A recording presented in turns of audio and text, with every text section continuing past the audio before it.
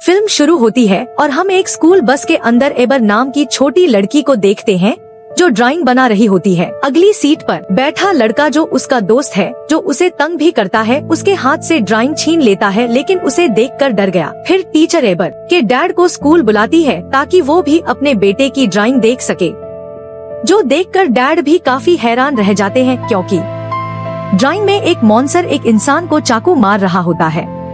बाद में स्कूल की काउंसलर एबर को बुलाती है ताकि वो उसके इमोशंस, फीलिंग्स यानी जो उसके जज्बात है उनके बारे में बात कर सके। एम्बर बताती है कि मैंने यह ड्राइंग अपने उस दोस्त को सोच कर बनाई थी जिसने मुझसे बस में ड्राइंग को छीना था, क्योंकि अब हालांकि वो मेरा दोस्त है लेकिन हमेशा तंग करता रहता है।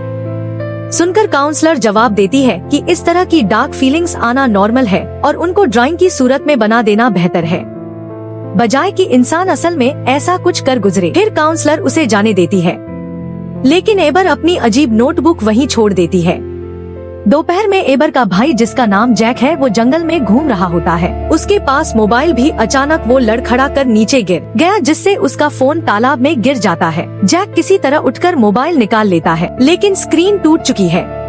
वो वापस जाने का फैसला करता है लेकिन कुछ ही लम्हों बाद देखता है कि मोबाइल बिल्कुल ठीक हो चुका है। फिर शाम को यह फैमिली मिलकर पिज्जा एंजॉय कर रही थी, जिस बीच हम जान पाते हैं कि उनकी मॉम की मौत हो गई। अब जैक अपनी बहन एबर को तंग करता है जिस वजह से वो जैक की प्लेट को तोड़ देती है। इससे जैक को गुस्सा आया और वो उठकर वहाँ से चला जाता है। फिर रात को एबर अपनी नई नोटबुक में बहुत ही दिलचस्पी से ड्राइंग बना रही। अगली सुबह जब वो बस में बैठती है तो उसे याद आया कि नोटबुक तो कमरे में रह गई है। वो अपने डैड को बुलाकर कहती है, पापा कि मेरी नोटबुक कमरे में रह गई है तो जरा लेकर आ जाइए। लेकिन वो कहते हैं कि आज छोड़ दो बेटा, कल ले लेना। तब एबर मान गई लेकिन उनसे वादा करती है कि वो नोटबुक को देखेंगे नहीं। घर के अंदर डैड देख लेते हैं कि एबर ने अपनी नोटबुक में क्या बनाया। तभी यहाँ उसकी बहन यानी एबर की आंट आ गई और उसके अचानक आने की वजह से डैड डर जाते हैं। फिर दोनों बात करते हैं कि घर बेच देना चाहिए, लेकिन आंट जानती है कि एबर के डैड इस फैसले पर पक्के नहीं है। इसीलिए वो उनसे कहती है कि जब भी लोग घर देखने आए खरीदने के लिए यानी कि बायर्स, तो तुम बाहर ही रहना और अगर उनके सामने आओ तो चुप रहना। डैड कार के अंदर होता है। उसके दिल में अभी भी नोटबुक को लेकर सोचे, लेकिन वो उसे साइड पर रख देता है। बात गलती से उसे कॉफी गिर जाती है। वो जल्दी से साफ करने लगा और भागकर घर के अंदर आ जाता है। उसे परेशान देखकर उसकी बहन काफी हैरान रह गई। डैड को वहाँ अपनी मरी हुई वाइफ की चीजों में से एक ड्रायर मिल जाता है, यानी चीजें सुखाने वाला। डैड उन चीजों को देखते हुए अपनी वाइफ की राख और हड्डियों तक पहुँच जाते हैं, जिसे इंसान के मरने के बाद खास बर्तन में रखा जाता है। फिर जब वो नोटबुक ड्रायर से सुखा रहे होते हैं तो गलती से वो नीचे गिर जाती है और इस दफा उसकी सारी ड्राइंग स्केचेस वो देख लेते हैं। एम्बर घर वापस आती है। स्कूल में फिर से मसला खड़ा करके उसने अपने हाथों पर ड्राइंग टेंटिकल्स बनाए हुए। डैड उसे सख्ती से आर्डर देते हैं कि तुम अपना सारा ड्राइंग का सामान किसी को दे दो। एबर समझ जाती है कि डैड ने मेरी सारी ड्राइंग्स और स्केचेस को देख लिया है, इसलिए गुस्से में वो कलर्स फेंक देती है और खुद को कमरे में बंद कर ले। इसी दरमियान जैक डस्टबिन से टूटा हुआ प्लेट ढूंढकर जंगल की तरफ चला जाता है। डैड फिर एबर को देखने कमरे में जाते हैं, जहां उसने अजीब कीड़े-मकोड़े दीवार पर ड्रॉ किए हुए थे, जो उसका सामान चुराते हैं, जैसे मोबाइल फोन, कॉफी मग और फिर उसके जिस्म के हिस्से भी। कुछ देर बाद डैड एबर के साथ घर से बाहर होते हैं क्योंकि संगीत उनकी बहन घर के अंदर बायर के साथ बिजी। डैड एबर से कहते हैं कि तुम पहले बहुत खूबसूरत चीजें ड्रॉ करती।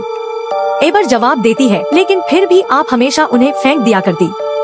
यह सुनकर डैड फौरन घर के अंदर गए और एक बॉक्स लेकर बाहर आते हैं, जिसमें एबर की सारी ड्राइंग्स होती हैं, जो उसने कभी अपने डैड के लिए बनाई। एम्बर यह देखकर समझ जाती है और डैड को अपनी नई खौफनाक ड्राइंग दिखाती है, जिससे वो थोड़ा घबरा गई, लेकिन फिर उसके पुराने ड्राइंग्स में से एक को निकालकर नोटबुक में चिपका देते हैं और कहते हैं कि तुम्हें अच्छी चीजें भी बुरी चीजों के साथ रखनी चाहिए। एबर फिर भी उसे थोड़ा और कृपी सा अजीब सा बना देती है, जिसमें वो नीले रंग का बड़ा सा मॉन्स्टर बनाती है।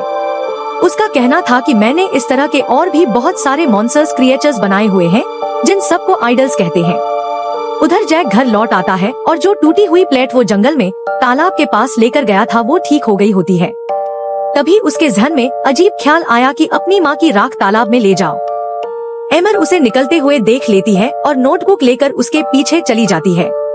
अचानक पीछे से आकर जैक को डरा देती है और बॉक्स छीनने की कोशिश करती है, जिस बीच नोटबुक तालाब में गिर गई। जैक एक स्टिक से उसे निकालता है, लेकिन पानी, संगीत, अजीब सी आवाजें करता है। दोनों घबरा कर भागते हैं और एबर जैक को दिखाती है कि नोटबुक की सारी ड्राइंग्स मिट चुकी हैं। तभी उन्हें जंगल से गुर्राने की आवाज सुनाई देती है। तब जैक एबर को कहता है कि इस बारे में डैड को कुछ मत बताना प्लीज, और खुद भाग जाता। सुबह एक शॉपकीपर अपनी शॉप में आई और देखती है कि सारे ड्राइंग के बुक्स और कलर्स इधर उधर फैले हुए हैं। उसका कोवर्कर भी यहाँ था जो पुलिस को कॉल करने लगता है, लेकिन तभी पीछे से कुछ अजीब सी चीज आ जाती है, जिसे देखकर फीमेल शॉपकीपर वहाँ से भाग गई और जब लड़के ने उसे देखा वो भी फौरन डरते हुए भाग जाता है। यह दरअसल एक क्रिएचर था जो टेबल पर पड़ी हुडी को उठाकर खुद पहन लेता है। सर पर डैड जैक को नींद से उठाने लगे, लेकिन वो पहले ही जागा हुआ था और थोड़ा घबराया भी हुआ। तभी डैड को पता चला कि एबर अलमारी के अंदर सोती रही।